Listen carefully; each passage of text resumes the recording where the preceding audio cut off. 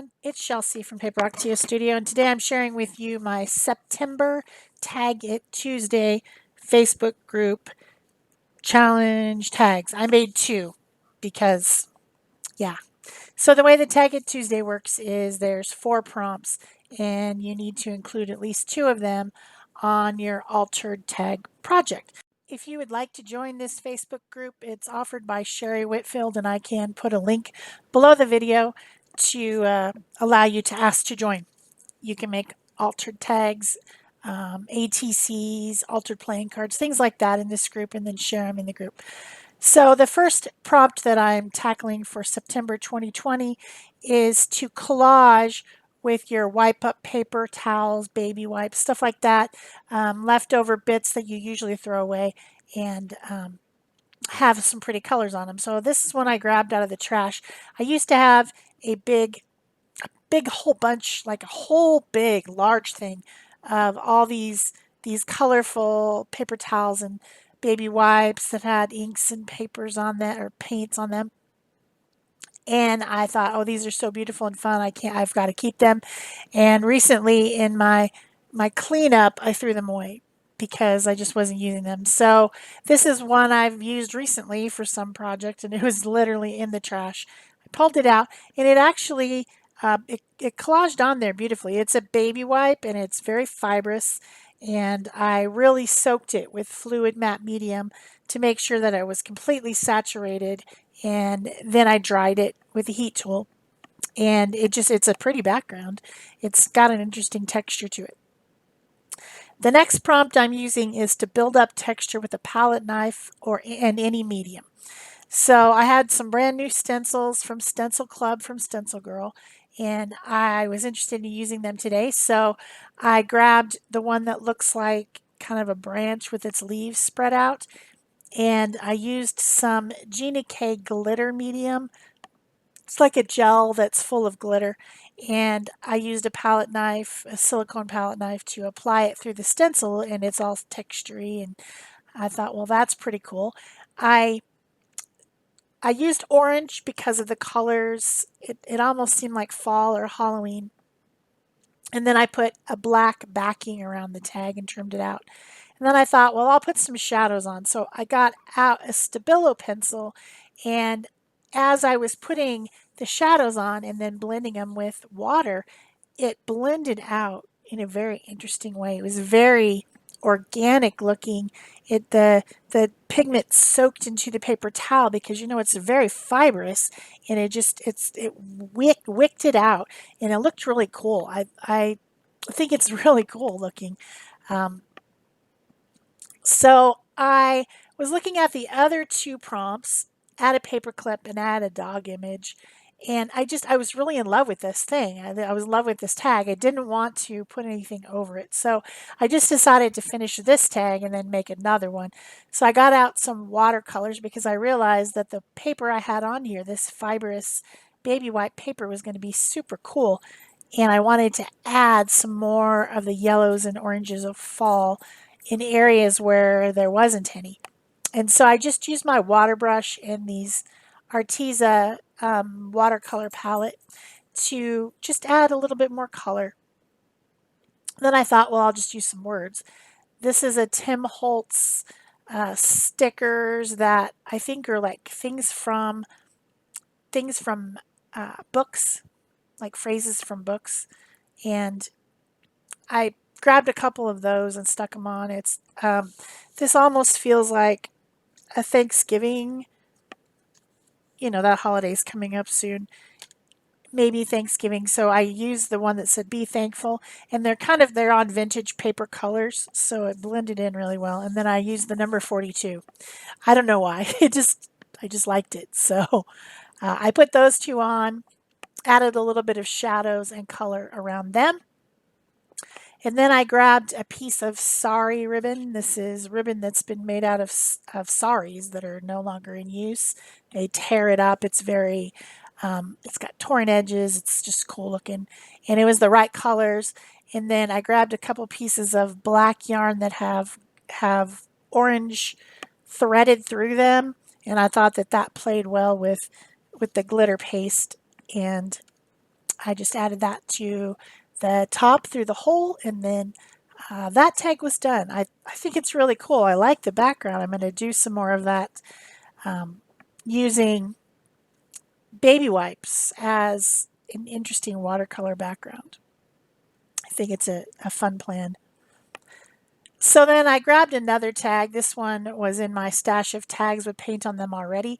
I had this under paper that is black paper that has some white paint on it, and then also I had cleaned off excess paint from a stencil by just turning it over and slapping it down and rubbing it down on this under paper, which is kind of the same as your cleanup paper or your throwaway paper, the papers that you are using to try to keep your desk clean or your hands clean.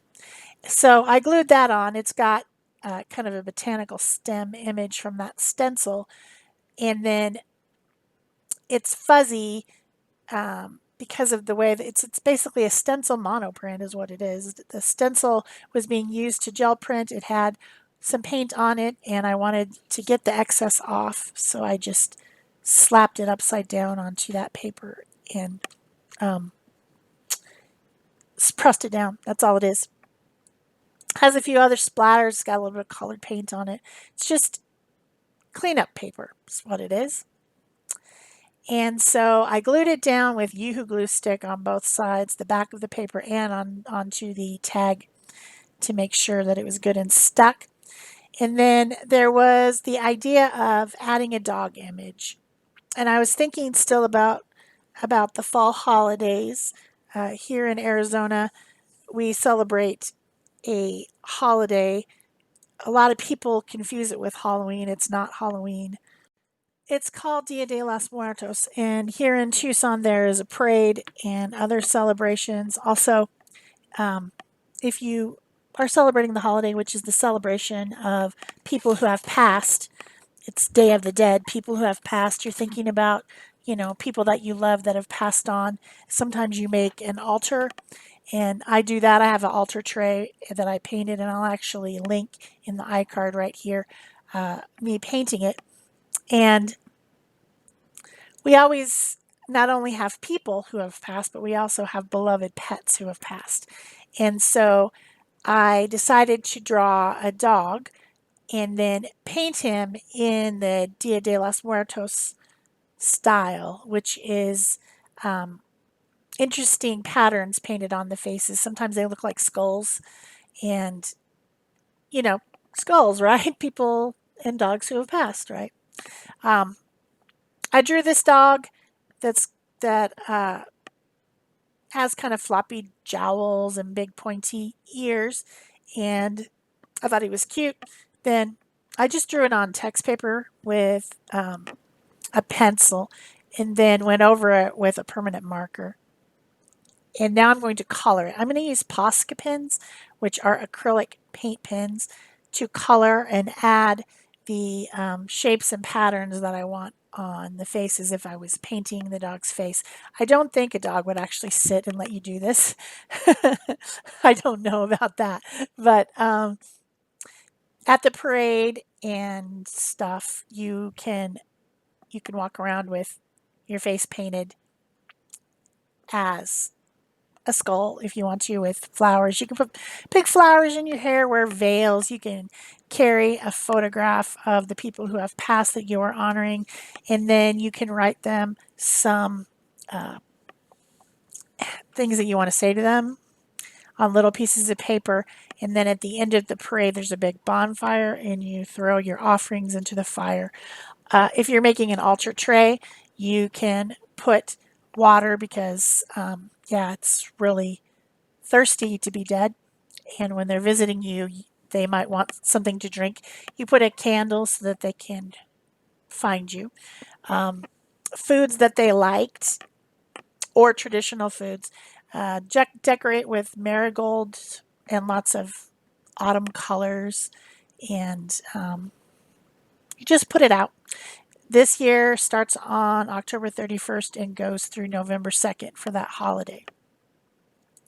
It is a very interesting holiday, and I think we should all think about the ones who've passed. Some people do that at Memorial Day, put flowers on the graves of your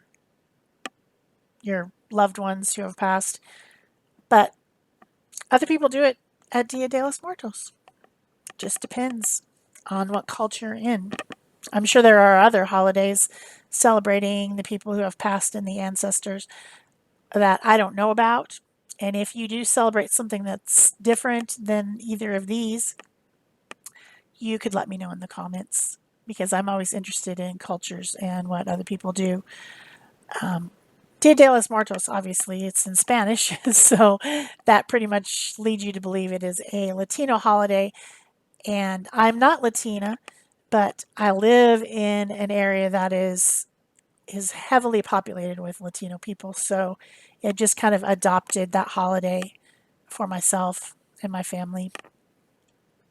I don't think anyone minds. It's not proprietary, I don't think, to think about your ancestors. So I'm continuing to add pattern and interest and color to this little drawing of a dog face. And I didn't draw the whole dog, I just put just the face because I plan to put some flowers around, maybe some leaves and flowers around the dog. So I'm using my water brush to blend out the paint in some areas to get more of a blended watercolor look. And then in some areas I'm not blending it, I'm putting it on straight. The Posca pen acrylic ink is quite opaque. So if there's an area that you messed up, you can go over it with white or whatever other color to clean it up a little bit. Adding some kind of off-white color to the areas on the face of the dog. I put purple down below because I like purple and I just thought it was a good contrast, and then I added a more normal brown color up at the top around the ears and eyes. I put flower petals around the eyes, little teardrop shapes, flowers in the ears. No way a dog would let you do that. Put flowers in their ears, they'd be like, no way. Although my dog Mika did wear a bow for 3 days after her last grooming. I'm not sure how she put that thing on there to make it last. It had a rubber band, but Mika didn't scratch it off. Usually animals don't like things attached to them, and they'll like try to take their paw and scratch it off. But she kept it on there for 3 days. She looked really cute. She also had a little scarf as well from the groomer. And she smelled really nice, and it lasted for a while. She smelled like flowers. So now I have my fine tip black Posca, and I'm just going over the lines and finishing up my little illustration here. Making everything stand out. It's all kind of small, which makes it a little bit more difficult. A tag is pretty small, so making a drawing that fits on there, it's pretty small. So then I wanted, like I said before, to add some leaves or flowers. So I decided to use stencils and acrylic paint.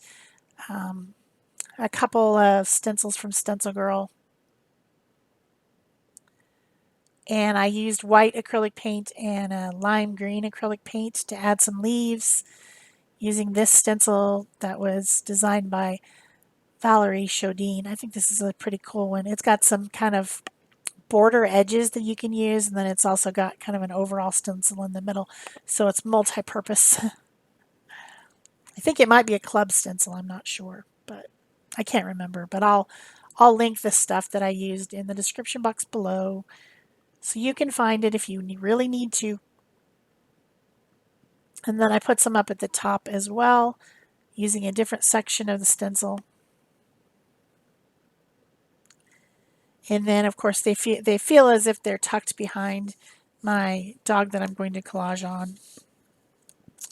Then a flower with a different stencil, using some corals and pinks and some of the white.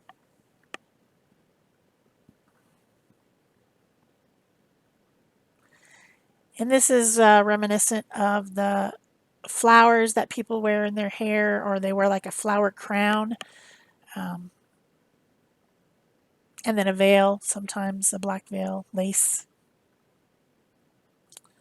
It's all very pretty. Also, they make puppets for the parade, like puppet skeletons, which is cool. This pen is a India ink pen. It's called the Pentel Pocket Brush Pen, and I'm just using it to make the areas behind the stenciling darker.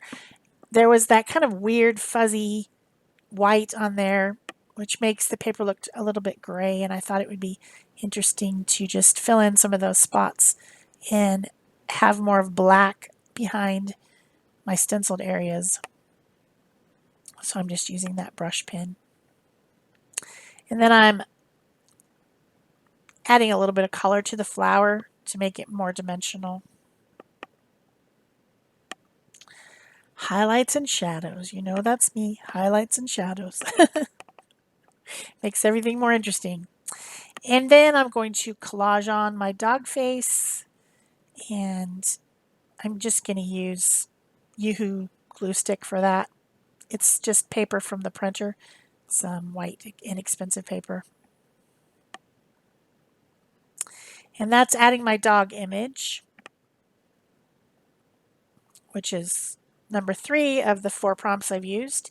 Adding some shadow around it using my Stabilo All pencil and my water brush just to make it stand out from the leaves and flowers in the background as if it's forward.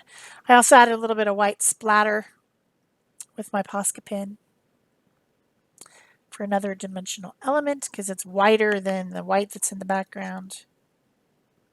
If that makes sense. Then the 4th one was add a paper clip. I had a spiral paper clip that's painted black, and so I added that at the top over the area of the hole. And then I grabbed some paper to put on the background to give this a frame. I did trim down the sides of the tag a little bit because they were kind of ratty looking, and so I just took a little bit of a trim off of them on either side. It made the tag slightly skinnier.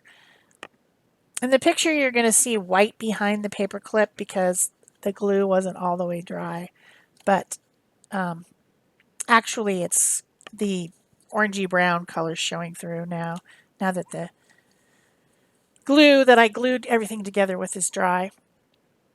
And then I just tucked a organza ribbon through the top of that paper clip and tied it off with a piece of orange embroidery thread.